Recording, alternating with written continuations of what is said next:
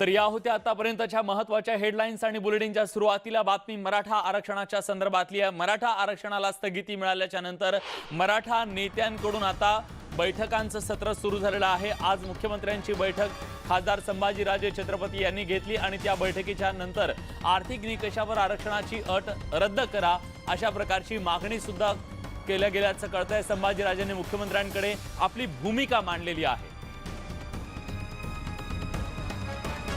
या सगळ्याबद्दल अधिक माहिती देण्यासाठी आता आपल्या सोबत आपले प्रतिनिधी प्रफुल्ल साळुंखे जोडले गेलेले आहेत। थेट प्रफुल्लकडे जाऊयात।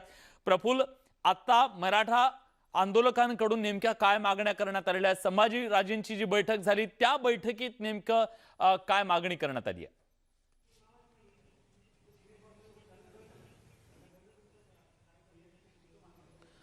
विलास, आपण आता सह्याद्री अतिथीगृहावर उभा आहोत आणि ह्या सह्याद्री अतिथीगृहाच्या एका हॉलमध्ये सर्व मराठा संघटनेच्या सर्व जे पदाधिकारी आहेत ते या ठिकाणी बसलेले आहेत। थोड्या वेळापूर्वी अशोक चव्हाण असतील आणि त्याचबरोबर संभाजीराजे असतील यांच्यासोबत सर्व मराठा संघटनांनी या ठिकाणी चर्चा केली आणि आता मराठा संघटनांनी एक निर्णय घेतला आहे की आर्थिक निकष ही जी अट आहे आरक्षणाच्या संदर्भातली ती अट आधी रद्द करा आणि त्यानंतर पुढच्या ज्या चर्चा आहेत ते या ठिकाणी करण्यात येतील। हा संपूर्ण निरोप घेऊन आता संभाजीराजे जे आहेत आणि अशोक चव्हाण जे आहेत ते मुख्यमंत्र्यांच्या भेटीला निघालेत आणि वर्षा निवासस्थानी मुख्यमंत्री त्यांच्यासोबत अशोक चव्हाण असतील आणि संभाजीराजे यांची प्रफुल्ल, आर्थिक निकष म्हणजे काय? कुठला ईडब्ल्यूएस मधला आर्थिक निकष काढावा अशी मागणी आहे? नेमकी मागणी काय आहे?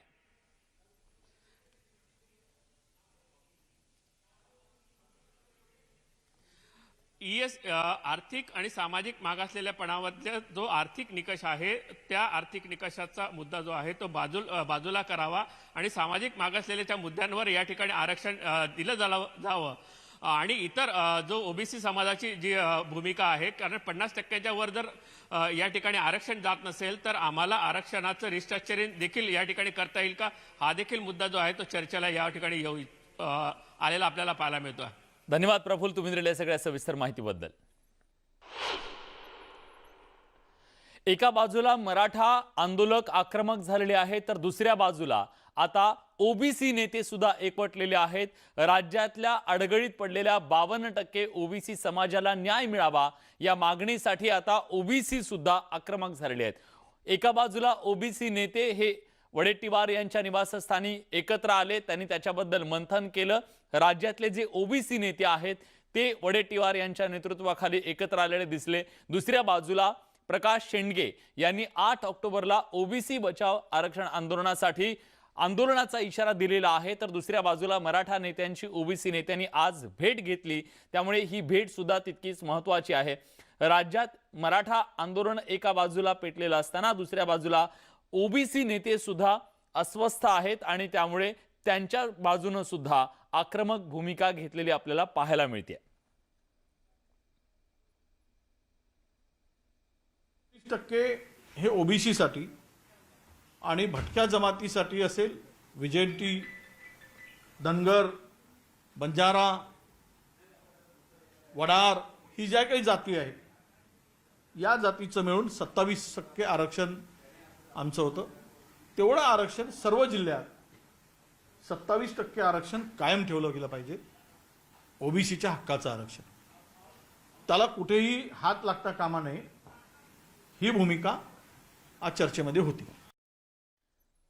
पुनश्च हरिओम म्हणत राज्यात अनलॉकची प्रक्रिया सुरू झाली। आता अनलॉक 5च्या संदर्भातल्या सरकारच्या नव्या नियम आणि अटी सुद्धा समोर आलेल्या आहेत आणि या नव्या अटी नियमांच्या नुसार गरबावर खरं तर गंडांतर आलंय असं म्हटलं तर वावगं ठरणार नाही, कारण गरबा खेळण्याला बंदी घातली जाऊ शकते अशी शक्यता आहे। नवरात्रोत्सव अगदी साधेपणाने साजरा करावा लागू शकतो, तर दुसऱ्या बाजूला ऑक्टोबर पासून सामान्य नागरिकांसाठी आणि खाजगी क्षेत्रात काम करणाऱ्यांसाठी लोकल सुरू होण्याची शक्यता आहे। हायकोर्टाने सुद्धा आज त्याच्याबद्दल सरकारला विचारलं, तर तिकडे 1 ऑक्टोबर पासून राज्यातले रेस्टॉरंट आणि हॉटेल खुली करण्याबद्दल नियमावली तयार केली जाते। त्यामुळे अनलॉक 5 मध्ये या गोष्टींचा प्रामुख्याने विचार केला जाऊ शकतो असं कळतंय।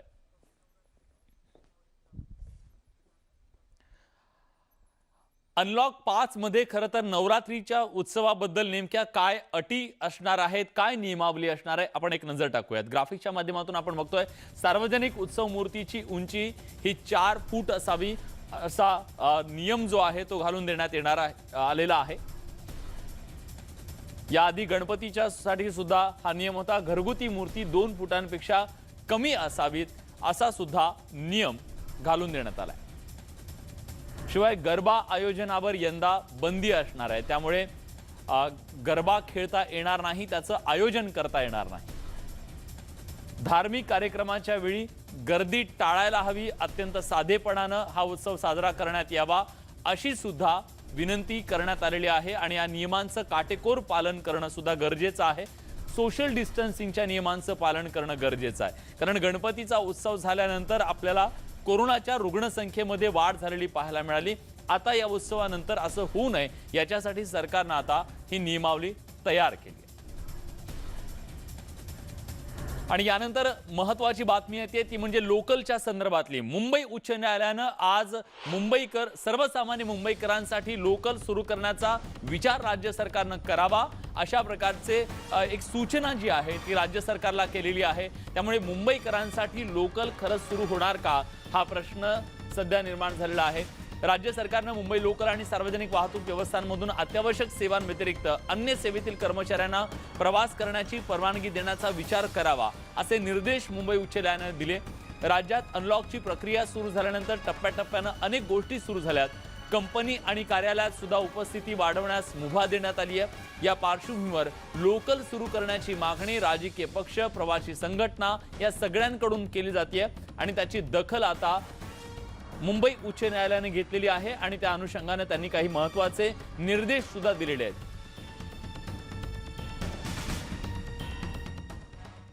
सोनाराने कान टोचले तेच बरं झालं।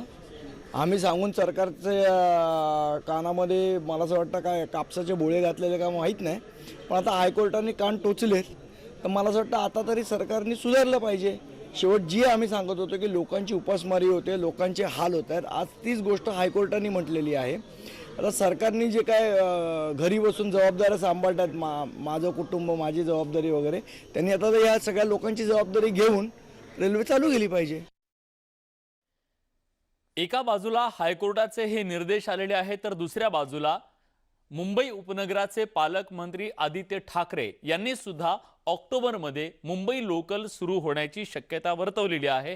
तसा विचार सुरू असल्याची बाब त्यांनी सांगितलेली आहे। एका इंग्रजी वृत्तपत्राला त्यांनी ही मुलाखत दिलेली आहे। मुंबईतील कोरोनाची परिस्थिती आणि लोकसंख्येचा विचार करता कार्यालयाच्या वेळेत बदल करण्याचा विचार सुरू असल्याचं सुद्धा ते सांगतायत।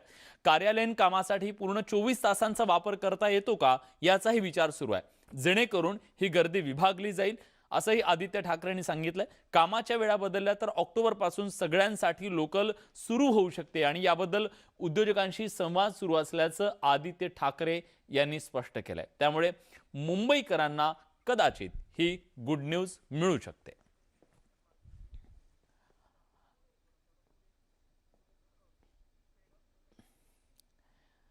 मुंबईकरांसाठी अत्यंत जिव्हाळ्याचा हा विषय आहे। याबद्दल अधिक माहिती देण्यासाठी उदय जाधव आपले प्रतिनिधी आता आपल्यासोबत आहेत। उदय, हायकोर्ट एका बाजूला सांगतंय आणि दुसऱ्या बाजूला आदित्य ठाकरे सुद्धा म्हणतायत की आता ऑक्टोबरमध्ये कदाचित लोकल सुरू केली जाऊ शकते, तसा विचार सुरू आहे। काय त्याच्यासाठीच्या गाईडलाईन असू शकतील आणि काय सरकारी पातळीवर त्याच्याबद्दलची उपाययोजना सुरू आहे? विलास, अनलॉक 5 संदर्भातलं नोटिफिकेशन पुढच्या 24 तासात जाहीर होणार आहे। राज्य सरकार या संदर्भात काय काय नवीन सुविधा ज्या आहेत सर्वसामान्य नागरिकांसाठी सुरू करतात हे पाहावं लागणार आहे। सर्वांच्या नजरा लागल्यात मुंबईची लाईफलाईन असलेल्या लोकल ट्रेनकडे। ही लोकल ट्रेन जर सुरू झाली तर मुंबईचं सर्वसामान्य जनजीवन जे आहे ते रुळावरती येणार आहे। मात्र अजूनही राज्य सरकार आणि आरोग्य विभाग या चिंतेमध्ये आहे की जर का एकदा लोकल सेवा सुरू केली तर पुन्हा एकदा कोरोना संसर्गाचा विस्फोट होऊ शकतो, कारण मुंबईच्या लोकल ट्रेनमध्ये जी काय भयंकर गर्दी असते ह्याची कल्पना सगळ्यांनाच आहे। त्यामुळे या गर्दीमध्ये जर एखादा पॉझिटिव्ह पेशंट असेल तर सर्वच लोकलचे प्रवासी बाधित होऊ शकतात। त्यामुळे या भीतीपोटी ही लोकल सेवा आतापर्यंत सुरू करण्यात आली नाही। फक्त काही अत्यावश्यक सेवेतले जे कर्मचारी आहेत त्यांच्यासाठी सुरू केलेली आहे। काही दिवसांपूर्वी आपण पाहिलं की बँकेतले कर्मचारी आहेत त्यांच्यासाठी ही सुविधा देखील देण्यात आलेली आहे। आता या अनलॉक 5 मध्ये आणखीन काही कर्मचाऱ्यांसाठी ही सेवा सुरू करण्यात येते का पण हे पाहावं unlock मध्ये लागणार आणखी आहे. कुठल्या मात्र कुठल्या पूर्ण सुविधा हे होणार, काय काय अनलॉक होणार आहे?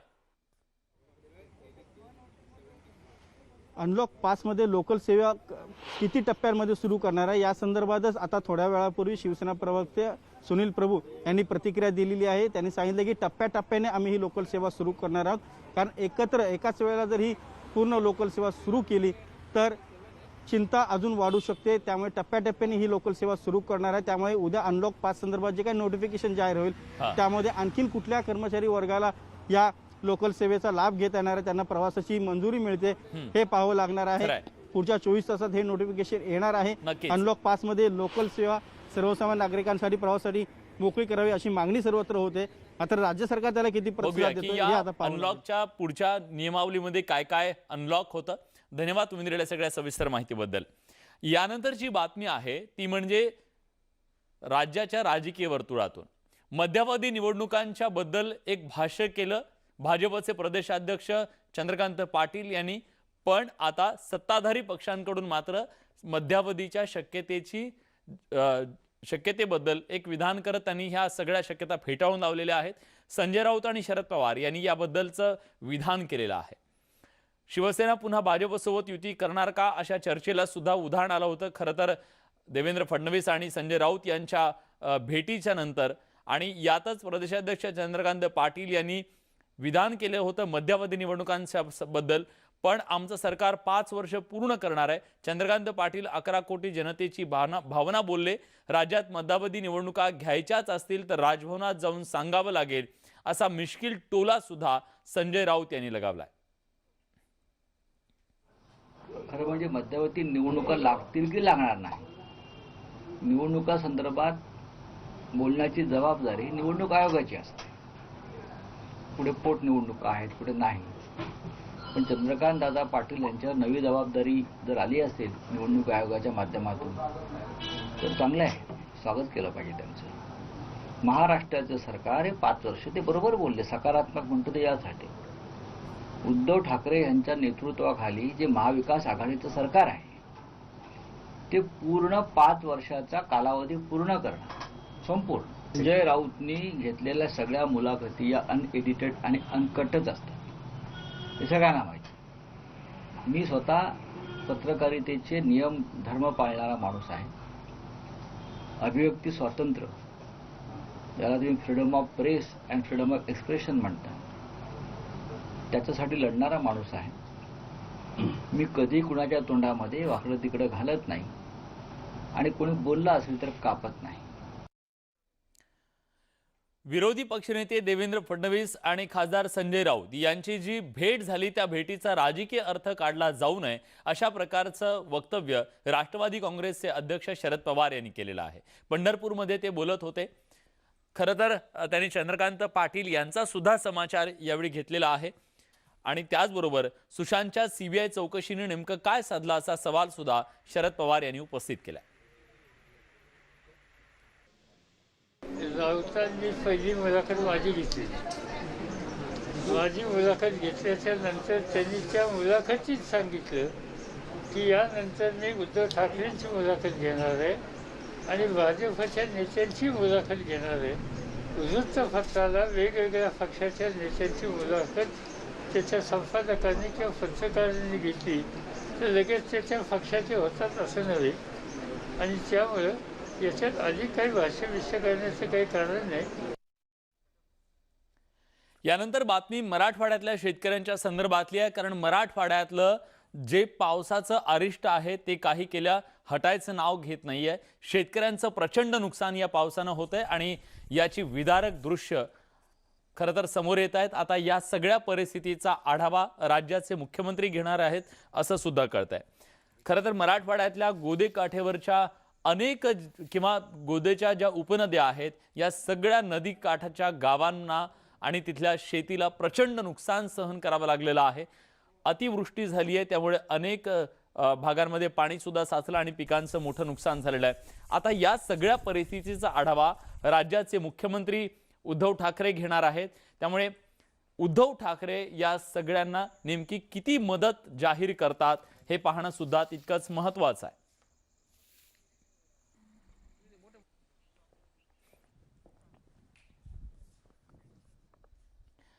भाजप आणि शिवसेना यांच्यातला जो राजकीय वाद आहे, आरोप प्रत्यारोप आहेत, ते काही थांबण्याचं नाव घेत नाहीयेत. भाजपचे नेते किरीट सोमय्या यांनी मुंबई महानगरपालिकेच्या महापौर आणि राज्याचे परिवहन मंत्री अनिल परब यांच्यावरती गंभीर आरोप केलेले होते. त्यांच्या अनधिकृत बांधकामाबद्दल आरोप केलेले होते आणि त्याच अनुषंगाने भाजपचे नेते किरीट सोमय्या यांनी वांद्रे पूर्व इथल्या निर्मल नगर पोलीस स्टेशनमध्ये राज्याचे परिवहन मंत्री अनिल परब आणि मुंबईच्या महापौर किशोरी पेडणेकर यांच्या कथित अनधिकृत बांधकाम प्रकरणी तक्रार दाखल केली आहे. आताचं ठाकरे सरकार हे गुंडांचा आणि गरिबांची जागा हडपणार आहे, अशी घणाघाती टीका सोमय्या यांनी केली आहे. मुंबईच्या महापौर किशोरी पेडणेकर यांनी त्यांच्यावर झालेले सगळे आरोप फेटाळलेत. किशोरी पेडणेकरांनी बोगस कागदपत्रांच्या मदतीने एसआरएच्या सदनिका हडपल्याचा आरोप भाजपचे नेते किरीट सोमय्या यांनी केला होता. मात्र या प्रकरणाशी संबंध नसल्याचं त्यांनी महापौरांनी स्पष्ट केलं होतं. त्याचबरोबर सगळे आरोप सुद्धा त्यांनी फेटाळून लावले.